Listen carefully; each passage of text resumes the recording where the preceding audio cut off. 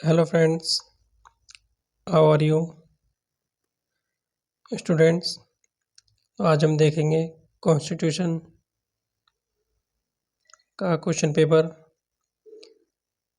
जिसमें 100 क्वेश्चन दिए गए हैं और 1.5 आवर का टाइम है 100 क्वेश्चंस के लिए, जिसमें से कि हमें 50 क्वेश्चन 50 क्वेश्चंस करने हैं।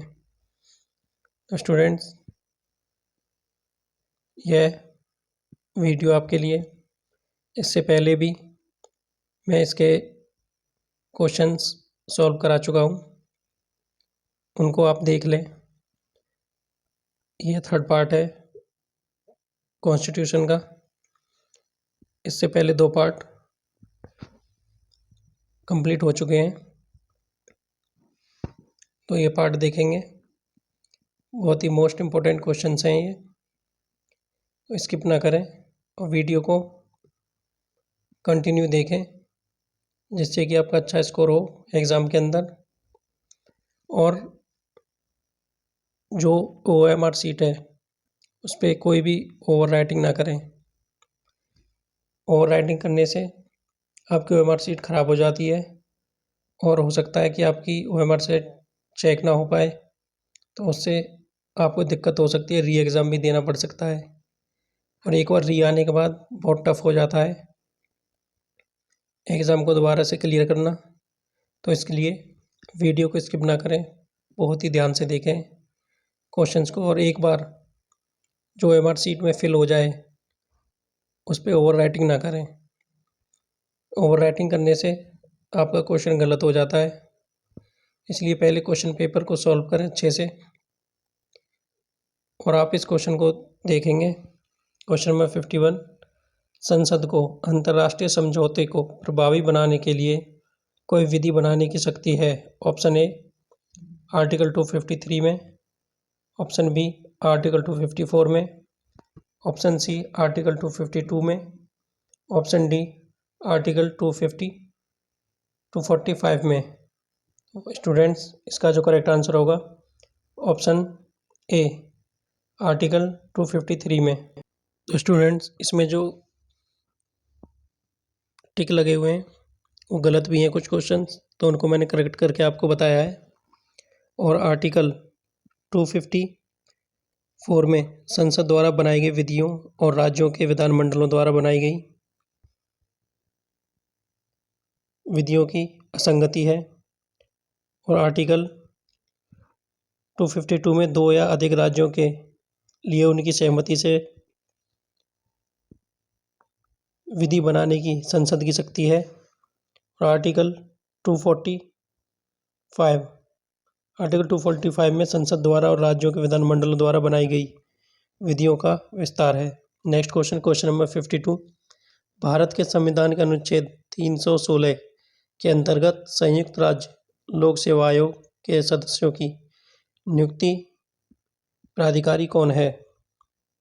ऑप्शन ए राष्ट्रपति, ऑप्शन बी राज्यपाल, ऑप्शन सी मुख्यमंत्री, ऑप्शन डी संयुक्त राज्य लोक सेवा आयोग का अध्यक्ष। तो स्टूडेंट्स, इसका जो करेक्ट आंसर होगा ऑप्शन बी।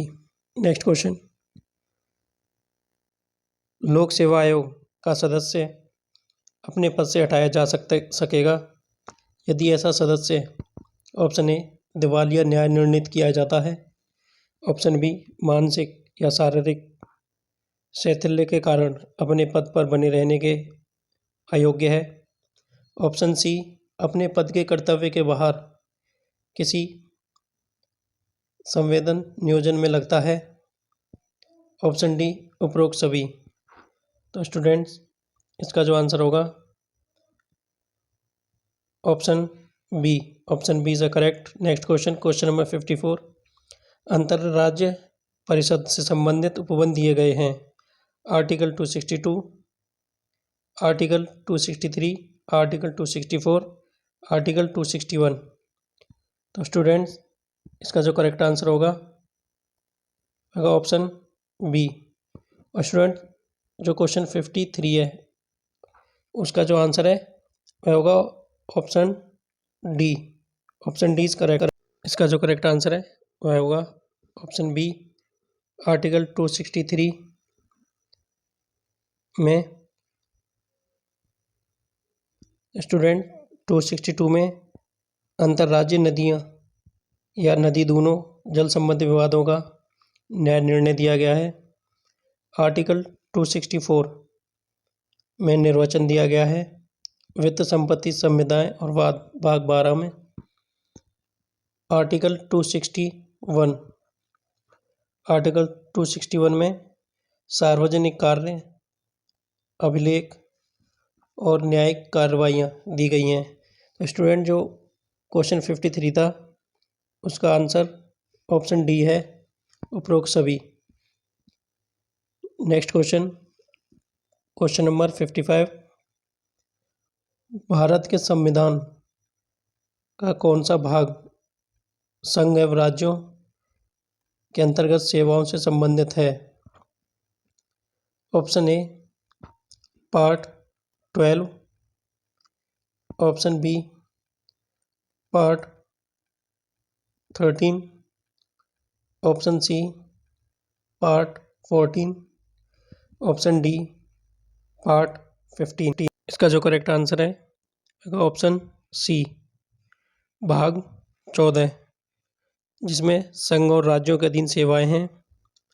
और भाग 13 में भारत के राज्य क्षेत्र के भीतर व्यापार, वाणिज्य और समागम दिया गया है। और भाग 12 में वित्त संपत्ति संविदाएं और वाद के बारे में दिया गया है। और भाग 15 में निर्वाचन दिया गया है। नेक्स्ट क्वेश्चन देखेंगे, क्वेश्चन नंबर 56। भारत के संविधान के अंतर्गत आपातकाल की उद्घोषणा की जा सकती है। ऑप्शन ए प्रधानमंत्री द्वारा, option B by law minister विधि मंत्री द्वारा, option C by speaker of house of people Loksabha speaker द्वारा, option D none of the above उपरोक्त में से कोई नहीं। तो स्टूडेंट्स इसका जो आंसर होगा ऑप्शन डी उपरोक्त में से कोई नहीं। Next question number 57। संविधान की प्रस्तावना के अंतर्गत स्वतंत्रता की अवधारणा का सही क्रम है। ऑप्शन ए विचार, अभिव्यक्ति, धर्म, विश्वास और उपासना, ऑप्शन बी विचार, अभिव्यक्ति, विश्वास, धर्म और उपासना, ऑप्शन सी विचार, अभिव्यक्ति, उपासना, धर्म और विश्वास, ऑप्शन डी विचार, अभिव्यक्ति, उपासना, विश्वास और धर्म। तो स्टूडेंट्स इसका जो करेक्ट आंसर होगा तो ऑप्शन बी इज करेक्ट, विचार, अभिव्यक्ति, विश्वास, धर्म और उपासना। स्टूडेंट्स ये बहुत ही इम्पोर्टेंट है एग्ज़ाम के पॉइंट ऑफ व्यू से। तो मैं आपको सजेस्ट करना चाहूँगा कि आप जो प्रस्तावना है उसको बहुत ही ध्यान से याद करें और जितने भी पार्ट दिए गए हैं कॉन्स्टिट्यूशन के अंदर पार्ट 22 तक याद करें। Next question number 58। संघ राज्य संबंधों को निर्धारित करने के लिए कौन सा आयोग गठित किया था? ऑप्शन ए धरा आयोग, option B Faizal Ali commission, option C सरकारी कमीशन, ऑप्शन डी उपरोक्त सभी। तो स्टूडेंट इसका जो करेक्ट आंसर होगा वो सरकारी commission. Next question number 59। Question number 59 देखेंगे, कौन सा अनुच्छेद राज्यपाल के ऐसे किसी विषय से संबंधित कृत्य भारत सरकार को सौंपने की शक्ति प्रदान करता है जिस पर राज्य की कार्यपालिका शक्ति का विस्तार है? Option A article 256, option B article 257, option C article 258, option D article 258 A. Students, आप देखेंगे इसमें जो आर्टिकल 258 ए दिया गया है उसमें संघ और कृत्य सौंपने की राज्यों को शक्ति। आर्टिकल 257 में कुछ दशाओं में राज्यों पर संघ का नियंत्रण, और आर्टिकल 258 में कुछ दशाओं में राज्यों को शक्ति प्रदान करने आदि की संघ की शक्ति। आर्टिकल 256 में राज्यों की और संघ की बाध्यता। तो स्टूडेंट्स, इसका जो करेक्ट आंसर होगा वो option D. Option D is a correct answer. Correct answer article 258 A. Next question, question number 60। किस मामले में उच्चतम न्यायालय ने राष्ट्रीय न्यायिक क्वेश्चन नंबर 60, किस मामले में उच्चतम न्यायालय ने राष्ट्रीय न्यायिक नियुक्ति आयोग के प्रावधानों को निरस्त कर दिया है? स्टूडेंट्स, वीडियो को स्किप ना करें, बहुत ही इम्पोर्टेंट वीडियो है एग्ज़ाम के पॉइंट ऑफ व्यू से। Option A SP Gupta versus union of India, option B in re presidential reference, option C A K Rai बनाम भारत संघ, option D SC advocates on record association and another versus union of India. Students, इसका जो correct answer होगा वह होगा option D. Option D is the correct answer. Next question, question number 61। किसके पास संसद के दोनों सदनों की संयुक्त बैठक बुलाने की शक्ति है? Option A Lok Sabha speaker, option B Rajya Sabha का सभापति, ऑप्शन सी राष्ट्रपति, ऑप्शन डी संसदीय कार्य मंत्री। स्टूडेंट, इसका जो करेक्ट आंसर होगा वह होगा option C. Option C is a correct answer, president, राष्ट्रपति। स्टूडेंट, इसमें जितने भी केस लॉ हैं जो मोस्ट इम्पोर्टेंट हैं वो मैं आपको एक वीडियो में लाइव दिखाऊंगा